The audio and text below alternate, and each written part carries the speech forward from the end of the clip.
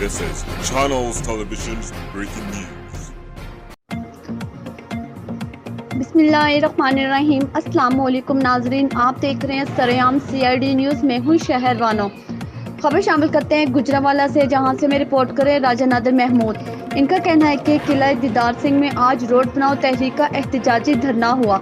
धरना shell pump के मुकाम पर दिया गया था, जिनमें मौजूद खालिद महमूद चहल जो रोड बनाओ तहरीक के सरबराह हैं, किला दीदार सिंह यूथ फेडरेशन और तमाम समाजी तंजीमों ने धरने में हिस्सा लिया।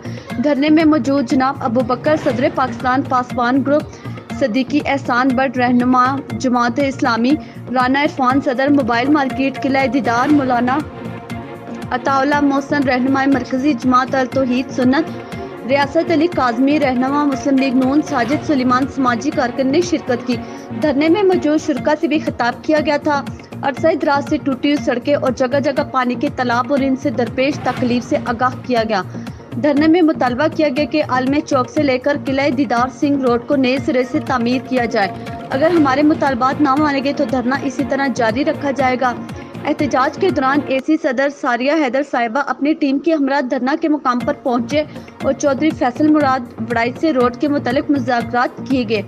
AC सदर सारिया हैदर साहिबा मुकम्मल यकीन दहानी करवाई। 15 रोज के अंदर अंदर इस रोड की तामीर का काम शुरू हो जाएगा और बहुत जल्द इंशाअल्लाह ताला अपने पाए तकमील को पहुंचेगा और आपकी ख्वाहिश के मुताबिक इंशाअल्लाह इस मसले को हल किया जाएगा।